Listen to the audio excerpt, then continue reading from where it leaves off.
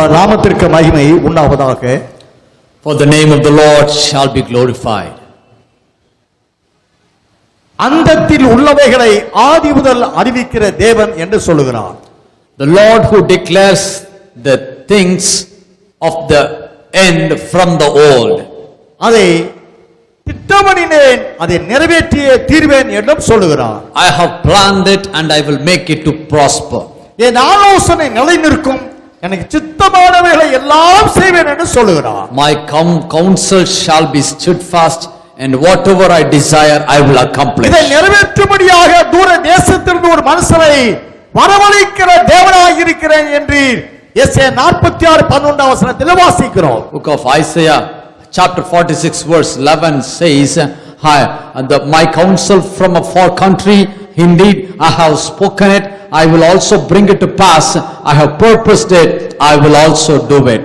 அப்படி என்றால் அந்தத்தில் உலகத்தின் முடிவான வேலை என்ற பொருள் கொண்ட மனுக்குலம் மீட்பு நிறைவேறக்கூடிய அந்த வேளையில் நடப்பிக்க தீர்மானிக்கப்பட்ட யாவற்றுக்கும் முன்னோடியாய் ஏதேன் தோட்டத்தில் நடந்த சம்பவங்களை தேவன் கருத்தாய் எடுத்துக் கொள்கிறார். So the Lord takes the ancient things to be comparing to the things which is going to be take place in the end times. ஆதியாகமம் 3:8 அனிதினமும் பகலை குளிர்ச்சியான வேளையிலே அருமை இரட்சகர் ஏதேன் தோட்டத்திற்கு வந்து உலாவுவார் என்று நாம் அறிய முடிகிறது. Book of Genesis chapter 3 verse 8, who we can understand the Lord God will come and visit Adam and Eve in the evening times of the day. அருமை இரட்சகர் அனிதினமும் மனிதர்களை ஆதாம் ஏவாளை தேடி வருவதற்குரிய காரணம் என்ன? What's the reason behind the Lord to come and visit these human beings every day in the cool of the day? ஆதியாகமம் 1:25 முதல் 27 வசனங்களிலே வாசிக்கிறோம். தேவன் 27 வசனத்திலே தேவன் தம்முடைய சாயலாக மனுஷனை சிருஷ்டித்தார். Book of Genesis chapter 1 verse 25 to 27 says, the Lord God created man in his own image and in his own likeness. அவனை தேவ சாயலாகவே சிருஷ்டித்தார். He created in God's own likeness. 26 வசனம், நமது சாயலாகவும் நமது ரூபத்தின்படி மனுஷனை உண்டாக்குவோமாக என்று சொல்கிறார். Let us make man in our own image and in our own likeness.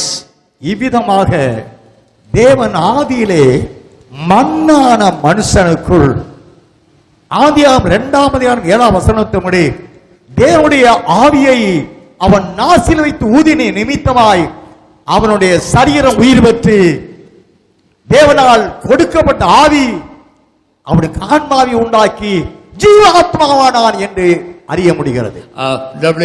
Genesis chapter 2 verse 7 says that the Lord God formed man from the dust of the ground and breathed in the nostrils in the breath of life, and the man became a living being. ஜீவ ஆத்மாவானான் என்றால் அவனுடைய எவைகளை சார்ந்த முடிவான வாசனத்தை அவன் சொல்லுகிறார் என்றால் அவன் தேவ சாயலாக உண்டாக்கப்பட்டவன். Man became a living being because he who was created in the likeness and image of God. தேவன் மனிதனை தேவ சாயலாகவே உண்டாக்கினவர். God who created man in his own likeness. நம்மில் ஒருவனை போல் உண்டாக்குவோம் என்று சொல்லி திருத்துவ தேவனுக்குள் ஒருவனாக உண்டாக்கப்பட்டவன். Let us create man in our own image, in such a way he created as a person from his own Trinity. தேவனுடைய மகிமையினாலே நிரப்பப்பட்டபடியினாலே தேவனுடைய சாயலை அவன் அணிந்து கொண்டபடியினாலே தேவனுடைய ரூபத்தின்படி அவன் உண்டாக்கப்பட்டபடியினாலே தேவன் இவனை தேடி வருகிறார் அனுதினமும். Because man was created in the image of God, in the likeness of God, covered with the glory of God, God himself desires to visit man every day in the cool of the day. ஆனபடியினாலே தேவன் இவனுக்கு என்று சிருஷ்டிக்கப்பட்ட Eden தோட்டத்தையும் அவற்றுள்ள சகல விருட்சங்கள் யாவற்றையும் பாதுகாக்கவும் பண்படுத்தவும் நீர்ப்பாய்ச்சவும் அவற்றை இவன் மகிமையுடைய மனுஷனாய் தேவ சாயலை அணிந்த மனுஷனாய் தேவனோடு மாத்திரம் ஐக்கியம் உள்ள மனுஷனாய் அவன் அந்த ஏதேன் தோட்டத்திலே வாழ்ந்து வர அவன் இரக்கம் பெற்றான். The Lord placed and appointed Adam to take care of the Garden of Eden, to bring produce in the Garden of Eden, to take and protect the Garden of Eden, because he gave this greatest provision to man, because he was covered with the glory of God, filled with the divine nature of God.